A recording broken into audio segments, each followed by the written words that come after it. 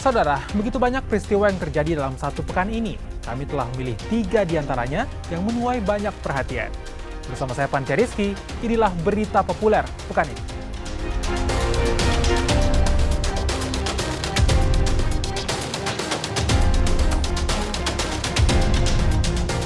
Informasi yang pertama, saudara, polisi mengamankan remaja yang mengancam warga menggunakan anak panah di Makassar, Sulawesi Selatan pada Minggu dini hari lalu. Pelaku nekat berbuat onar lantaran dendam kepada warga di sekitar TKP, lantaran berselisih paham dengan mantan pacarnya. Visual kami samarkan karena mengandung unsur kekerasan. Aksi pengeroyokan ini terjadi saat jam pulang sekolah.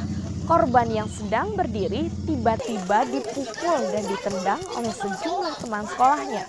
Salah satu pelaku merupakan pelajar SMA. Akibat kejadian ini, korban mengalami luka sobek di sejumlah tubuh dan harus mendapat perawatan di rumah sakit. Sementara itu, polisi telah menangkap 6 pelaku.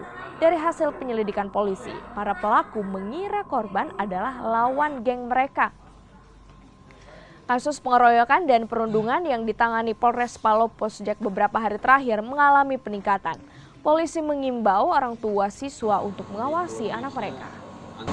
Ini kronologisnya, pelaku sebenarnya ini dia sudah punya musuh sebelum awalnya. Kemudian pada saat korban balik dari sekolahnya menunggu orang tuanya untuk menjemput, tiba-tiba salah seorang dari pelaku ini bertanya ke korban, "Kamu anak mana?"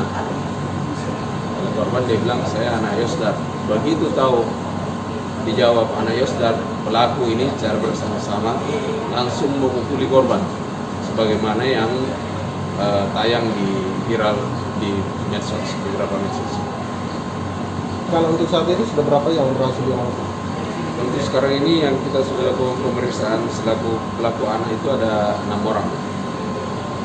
Pasca dianiaya Pak, korban sempat dirawat atau seperti apa? Saat ini korban masih dirawat. Kalau korban sendiri alami luka apa saja? Informasi yang kedua, saudara, video pengeroyokan pelajar SMP di Kota Palopo, Sulawesi Selatan viral. Pelajar SMP tersebut babak belur dikeroyok saat jam pulang sekolah. Korban dianiaya teman sekolahnya dan anak putus sekolah. Mirisnya lagi, salah satu pelaku pengeroyokan diketahui merupakan pelajar yang sudah duduk di bangku SMA.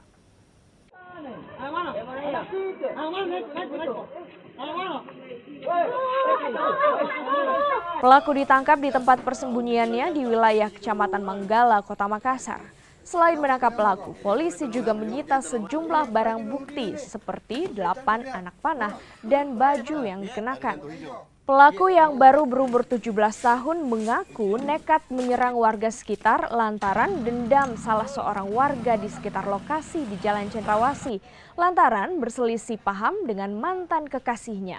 Kini pelaku harus menjalani pemeriksaan dan ditangani oleh Unit Perlindungan Anak dan Perempuan.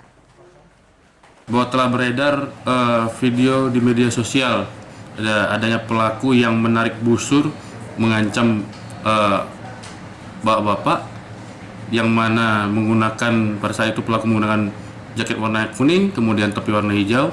Telah berhasil kami amankan ya, dan ternyata yang bersangkutan mengaku masih berumur di bawah 18 tahun dari kategori anak-anak, dan penanganannya akan kami tangani di Polrestabes Makassar. Untuk sementara ini Gunan, interogasi yang dapatkan oleh anggota ini apa ini motifnya Gunan? Dendam, yang mana berselisih paham dengan mantan pacarnya. Informasi yang terakhir, saudara, ada ratusan supporter PSM The Maxmen yang merayakan hari ulang tahun PSM Makassar ke-107 tahun dengan menggelar unjuk rasa di depan kantor Gubernur Sulawesi Selatan. Dalam aksinya, supporter PSM Makassar menuntut kejelasan terkait pembangunan Stadion Matoanging, Makassar. Terima kasih kepada teman-teman. Usai menggelar seremoni perayaan ulang tahun PSM Makassar ke-107 tahun, ratusan supporter The Maxmen melakukan konvoi ke kantor Gubernur Sulawesi Selatan. Di kantor Gubernur, supporter PSM menggelar unjuk rasa menuntut kejelasan pembangunan Stadion Matoanging Makassar. Selain orasi, supporter juga blokade jalan karena tak kunjung ditemui Gubernur Sulawesi Selatan. Aksi blokade berhenti setelah Kapolrestabes Makassar memediasi perwakilan supporter untuk bertemu perwakilan Pemprov Sulawesi Selatan. Pecinta PSM Makassar itu berharap Stadion Matuangin ini dibangun. Kenapa? Karena inilah saksi sejarah juga. Sejarah bahwa PSM 107 tahun terbawa dengan Stadion Matuangin. Nah, kalau Stadion Matuangin tidak ada, ini tidak sejalan dengan sejarah kita. Nah, yang kedua, saya berharap liga ini tetap jalan karena nanti KLB atau apa banyak terserah di belakang. Tetapi jalankan dulu ini saja liga. Kenapa? Karena banyak orang berharap di dalam liga ini. Pemain, penjual baju, dan macam-macam itu mereka tergantung dari liga ini. PSM Makassar terbentuk pada 2 November 1915 dan menjadi klub tertua di tanah air. Di kompetisi Liga 1 musim ini, PSM Makassar memilih bermarkas di Stadion Gelora B.J. Habibie, Kota Parepare. Lantaran Stadion Matuangin dirobohkan sejak 21 Oktober 2020.